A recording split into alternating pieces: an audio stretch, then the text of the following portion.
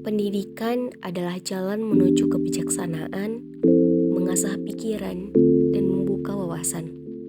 Dengan ilmu, kita dapat meraih impian, membangun masa depan yang cemerlang. Namaku Helga Irene Purba. Aku lahir di kota Dolok Sanggol pada tanggal 13 Juli tahun 2005. Dan sekarang aku sudah berumur 18 tahun. Kini aku menempuh pendidikanku di Universitas Negeri Medan. Hobi yang paling kusukai adalah bernyanyi. Namun di balik itu aku sangat senang dengan belajar.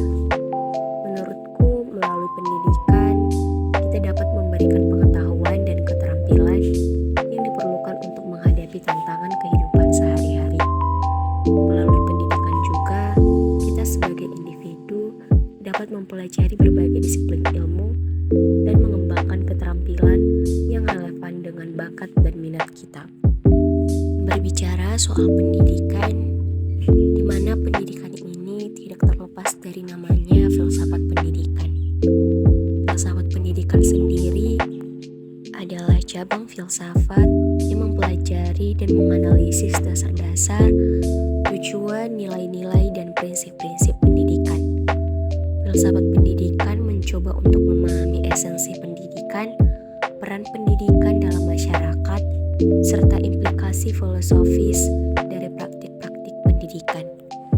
Filsafat sendiri memiliki peran penting dalam pendidikan dikarenakan filsafat pendidikan membantu dalam menentukan tujuan dan arah pendidikan. Kemudian filsafat pendidikan membantu kita memahami esensi pendidikan sebagai suatu fenomena. Filsafat pendidikan melibatkan pemikiran kritis dan refleksi tentang praktik-praktik pendidikan. Filsafat pendidikan juga memberikan landasan teoritis bagi pengembangan kebijakan pendidikan yang lebih baik. Filsafat pendidikan mengakui keragaman pendekatan pendidikan yang mungkin ada. Secara keseluruhan, filsafat pendidikan penting karena membantu dalam merumuskan tujuan pendidikan, memahami esensi pendidikan, mengembangkan pemikiran kritis, mengembangkan landasan teoritis, dan menghargai keragaman pendekatan pendidikan. Dalam proses belajar mengajar sendiri, perlu menerapkan aliran-aliran filsafat pendidikan. Jenis-jenis aliran filsafat pendidikan yaitu aliran filsafat idealisme, aliran filsafat pragmatisme, aliran filsafat eksistensialisme, aliran filsafat perennialisme, aliran esensialisme, aliran progresivisme, aliran rekonstruksivisme, aliran realisme, dan terakhir aliran materialisme. Namun, banyak sekali aliran-aliran filsafat ini tidak diterapkan dalam sekolah-sekolah.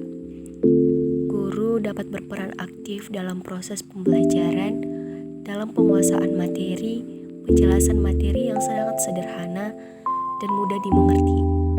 Guru bersifat komunikatif terhadap siswanya, namun hal tersebut tidak disambut baik oleh para siswa. Guru terlihat sangat aktif, sementara siswa bersikap sangat pasif. Hal ini sangat kontras terlihat dalam proses pembelajaran, sehingga terlihat guru mengambil metode aliran filsafat pendidikan pragmatisme. Jadi, aliran-aliran filsafat kurang diterapkan dalam proses pembelajaran dapat disebabkan karena kurikulum yang terbatas, keterbatasan waktu, keterbatasan guru, serta tuntutan ujian standar dan persepsi yang salah. Jadi, hal ini dapat kita atasi dengan cara menerapkan aliran-aliran filsafat.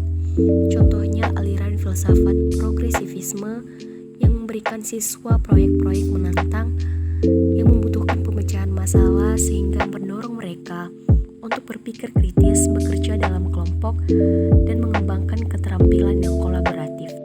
Dilihat dari studi kasus pada lapangan, guru bidang studi menjelaskan materi pembelajaran. Namun, siswa kurang memperhatikan gurunya.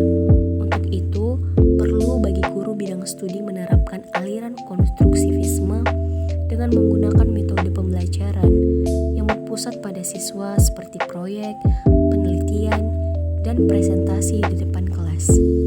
Pada proses pembelajaran di kelas, banyak sekali siswa yang kurang berani untuk mengemukakan pendapat mereka mengenai materi yang telah mereka bahas, sehingga perlu bagi guru untuk menerapkan aliran humanisme dengan memberikan kebebasan bagi siswa untuk mengeksplorasi minat dan bakat mereka sendiri, serta memberikan penghargaan dan pengakuan atas prestasi mereka dan mendorong mereka untuk mengembangkan keterampilan sosial dan emosionalnya. Pada peranan aliran filsafat tentu menjadi suatu alat untuk mengatur dan pelaksanaan pendidikan. Untuk itu, penting bagi guru dan siswa perlu mengetahui proses pembelajaran yang didasarkan dengan filsafat agar terlaksananya pembelajaran yang efektif dan efisien. Mungkin itu saja dari saya tentang aliran filsafat dengan pemenuhan tugas mata kuliah filsafat pendidikan. Kurang lebihnya saya mohon maaf. Sampai jumpa.